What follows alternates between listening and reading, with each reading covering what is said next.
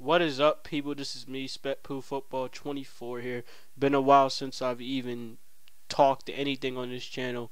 The last thing I've done was put up clips of good moments when it goes to video games, but now I'm starting to do that on Twitter. Well, today's that day, you know. Every fan in Philadelphia is hyped up about the Eagles. Even our rivals are hyped up to see what the Eagles can do. Well, not really hyped up, but they're interested to see what the Eagles can do. The Giants fans are waiting to see what the Eagles can do. The Dallas Cowboys are waiting to see what the Eagles can do. And I will address the Dallas Cowboys and Giants later on in this video. The Washington Redskins, as irrelevant as they are, their fans are interested to see what they can do. Every team in the NFL, every team's fan in the NFL, they're interested to see what the Eagles can do. And the players probably, yes, them too. It's now time to see what this new Philadelphia Eagles team can do. Now you have Brian Dawkins, who said the Eagles might win the Super Bowl against the Patriots, actually, and that says a lot regarding what happened back in 2004. Kirk Herbstreit said that the Eagles was going to win a Super Bowl and that Sam Bradford was going to win Comeback Player of the Year. No, this guy, and personally, in my opinion, I think he knows his football. He knows more of it than Kirk Herbstreit. For me, he knows his college football. So I have a feeling that okay, this guy knows what he's talking about. There's a lot of people that say the Eagles are gonna win the Super Bowl this year, and I can definitely see reasons why they would say that, because you look at the injuries that's going on with these players. It's even more crazy. I mean, we see the Patriots. They're having a little bit of a drop off. If you saw their game versus the Steelers, their defense was not looking too good. Their offense is still solid. Don't get me wrong, but their defense is really not looking too good. Personally, you know, they barely hung on versus a Steelers team that was expected to struggle. So this comes as no surprise to me. It makes me wonder who's really going to be in the playoffs on the AFC side of things. What I do know is the Patriots have a lot of trouble coming up with these AFC East teams with a tough defense. Their offense probably not saying much, but their defense can probably get the job done for them and once again prove that little old saying, which is defense wins championships. So it'll be interesting to see what's going on the AFC side. But yeah, back to the Eagles. I just can't wait, man. I mean, like, we got all this hype built up from preseason, all the hype built up from the offseason when the Eagles signed DeMarco Murray, then bring in Sam Bradford, then bring in Kiko Alonso, then bring in Byron Maxwell, and drafting Nelson Aguilar and Eric Rowe. It makes you wonder. I mean, like, this Eagles team is looking good on paper, but I really can't wait to see it translate on the field. I really can't wait. And what a good test of anything to translate on the field than against the Atlanta Falcons, especially for the secondary side of things, because for me, that's my main concern. That was always my main concern heading into the season, was the Eagles secondary. Now, Byron Maxwell, he looked solid himself. In the entire preseason that I've seen him in, besides week 4, he hasn't really let anyone beat him deep, and so far that's a good thing. But he hasn't really had any competition either. His true competition is going to be up against Julio Jones, and thankfully for that, because we really need a wide receiver to show us what Byron Maxwell can really do. We paid this man that much money. Now, will he play like he earns that money, or will he just be another Nnamdi Asomugha? Hopefully for me, it's not another Nnamdi Asomugha. So that's all I'm hoping for. I mean, like, we play almost the exact same scheme that you played back in Seattle. Please make it work. He do have Walter Thurman right behind him to help him out with Julio Jones. For me, that's kind of a good thing, because Walter Thurman's been showing that he's doing a pretty okay job over at that safety spot that Brian Dawkins had been, been using for all these years, and yet no one could really replace him. So hopefully Walter Thurman can be that guy that we can, have that finally replaces Brian Dawkins in that free safety spot and does a pretty solid job at it. For the other side, we have Roddy White, who, for me in this case, there's like no disrespect to Roddy White, but for me he isn't the same as he used to be, but he's still a solid wide receiver, and that's going to lead to Nolan Carroll having to really step up. He's also said he's going to play slot too, so it makes me wonder who's going to be on the outside from that perspective if Nolan Carroll is going to be playing it in the slot.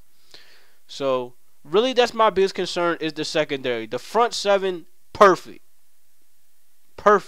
Linebackers, defensive ends, defensive tackles, perfect. I have no problem with them. Only thing they can do to really help out the secondary, and that's obvious enough, is get the pass rush on Matt Ryan. Which in this case, Matt Ryan's gonna be having a long day from what I'm hearing about that Falcons offensive line. But then again, the way how I see their Falcons offensive line is currently unknown. The same can be said about the rest of their team. It's pretty much unknown. We don't know for sure how the Falcons are. We don't know if they're a threat, or we don't know if they're really, bad. So really, like I said, for me, this is a good test to see what the Eagles can do versus the Falcons, and vice versa, what the Falcons can do versus the Eagles. So for me, this is going to be a good Monday night game. How do I see the score turning up? I see the score turning up to be at least about 30-21. That's the way how I see it, because just like the Eagles really only question marks is really at secondary for me. I don't care about the wide receiver corps because we have Nelson Aguilar, Jordan Matthews, and Josh Huff to really help out with giving Bradford the time to really get the ball out. And then you have Darren Sproles coming in, who's basically another wide receiver. So really, for me, the wide receiver position is not my concern. My concern is obviously always have been the secondary position. I stressed it last season when I talked about it in preseason. I said the Eagles secondary is bad, and I hope they change it come regular season, and they didn't really do that. So hopefully for me, this becomes the case. If the Eagles secondary, I'm not expecting to be top 5, let alone top 10. If this Eagles secondary was ranked at least 15th, then I'd be okay with it. Then I wouldn't care.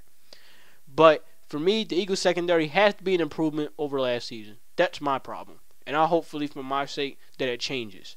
The running back position, I have no problem with. The offensive line position, I have no problem with it at all. Not even a right guard slot. I have no problem with Andrew Gardner or whoever it is that's taking that spot, and you got Alan Barber who's on the left guard. I don't care about that, because you want to know why? Because for that offensive line position, they're really gonna be, in this case, carried by Jason Kelce and Lane Johnson and Jason Peters. They're really gonna be overshadowed by that fact. So really, I have no problem with that. I have no problem with the offensive line. So really, my issue is secondary. If the secondary is straightened up, then I have no problem with that. Only thing the offensive line gotta do, which is simple, which is every offensive line's duty, that's protect Sam Bradford. You give him protection, he's gonna light shit up. He proved it versus the Packers game. Granted, it was preseason, but now this is the regular season, and I want to see him do what he did versus the Packers. I want to see him do that again. Now, the best player on the Falcons is Trufant. All you gotta do is either pick on him if it seems like he's having a bad game, pick on him. But if he's having a shitty game and you see these other secondary, you already know. I don't have to stress it enough. So, really for me, as I said, the Eagles gonna win 30-21. I mean, that's just me being generous. Because if I wasn't being generous and I was just being a biased Eagles fan, I'll probably say the Eagles drop 40 because the Falcons are just as much unknown as the Eagles are. So for me in this case, I'm gonna address the Cowboys and the Giants. Speaking of unknowns, I'm unknown about both teams right now, specifically the Dallas Cowboys, because they've been talking trash ever since like preseason games. Now, when we get to the regular season games, they can barely beat the fucking Giants. And note this, I said the Cowboys was going to blow out the Giants. They didn't do that. That's one thing they failed. The second thing they failed at is that they let it go to a close game. How the fuck is it you let Eli Manning and that terrible Giants defense, also without Victor Cruz, and yet Odell Beckham Jr. was somewhat shut down that game, let them get to a close game on you? Now, if Eli Manning was smart, he would have took the sack, and we wouldn't be hearing all this complaining. Well, not complaining. We wouldn't be hearing all this trash talk from Dallas Cowboys fans right now had the Giants won that game. That's the crazy part about it. Not only that, let's get to their so-called very good offensive line that can get to the Dallas Cowboys to 1,000 rushing yards a season with each running back. How is it that McFadden and Randall combined had 80 yards LaShawn McCoy, when the Bills won that game versus the Colts, had 88 yards. He had at least about 88, 85 yards. That's bad. I mean, like, this is the great wall of Dallas offensive line, right? Why is it they wasn't able to get 100 yards versus this shitty Giants defense? That's what I was expecting. Pretty damn sure that's what I was expecting, was 100 yards for each of those two running backs. The Giants defensive line was not scared of the Dallas offensive line at all, let alone was they scared of that run game. That shows you that they had to pass throughout most of the game. I'm pretty sure all of y'all saw it. Y'all know what happens when Tony Romo has to pass the ball. He's going to make mistakes. He's going to make mistakes, man. It seems like to me that the Dallas Cowboys is going to end up missing DeMarco Murray, because that's bad if you let that Giants defensive line manhandle you in the run game like they did. They shut you down for 100 yards, let alone they didn't even score a touchdown, rushing touchdown. I don't know if Randall scored a touchdown, which I think he did. If he didn't, then that makes it even more further worse, because they were talking so much shit about that offensive line this entire offseason that it's crazy how when you're facing the Giants, which again they're without Jason Pierre-Paul, who lost a finger, let alone even if they had Jason Pierre-Paul, their defensive line is still fucking terrible. Let alone their secondary is still suspect, and yet you still let them get to a close game. Let alone their running game got to 80 yards. That shit they better improve on real quick, because next week it's not gonna be a walk in the park when you're facing that Eagles front seven. If you got the 80 yards versus the Giants, I like to see how many yards you're gonna get versus the Eagles front seven. That's all I have to say right there. Now I'm gonna get on to the fact that you let it go to a close game. What's crazy is Dez Bryant was actually, I guess he was dehydrated. Then they broke up on his foot. Dez Bryant was not the person that I think he would be in this game. He was like, Dez basically no-showed this game. That's crazy. He no-showed this game. That's your best receiver. I guess that's what happens when you don't have your best receiver. You let it go to a close game. Normally, I was expecting Dez Bryant to burn the holy hell out of the Giants secondary, but that wasn't the case. And then you got Jason Witten, of course, being Jason Witten. He had an okay game. He definitely scored that game-winning touchdown. But at what cost of the Dallas Cowboys winning that game? Really, at the end of the day, even if they lost the game, I'll still be up their ass, because it's crazy. I still find it crazy how coming into this game, you let it go that fucking close. And to top it off, they shut down Odell Beckham Jr. and they was without Victor Cruz, and they still let it go that close. And the Giants' run game was also non-existent up until late in the fourth quarter, when really that was the best run I seen the entire game. It was not from the Dallas Cowboys, but it was from the New York Giants. That's fucking crazy. And of course, you already know the Giants' offensive line is still fucking terrible, because the Dallas defensive line, even without Randy Gregory, was still getting pressure on Eli Manning. Really, as I said before, man, I can't wait for week 2. I can't stress it enough on Twitter that I can't fucking wait for week 2. I mean, I know it may seem like I'm skipping past the Falcons here, but really, to me in this case, even if we was to lose this game versus the Falcons, I really would not give a shit, because going up against Dallas and then going up against the New York Giants very soon. Oh my God, I just can't fucking wait. I can't fucking wait to shut them up. So really, for me, it seems more. I said this before. I said I'm really looking past the Atlanta Falcons game, because the team's real true test is against the Cowboys.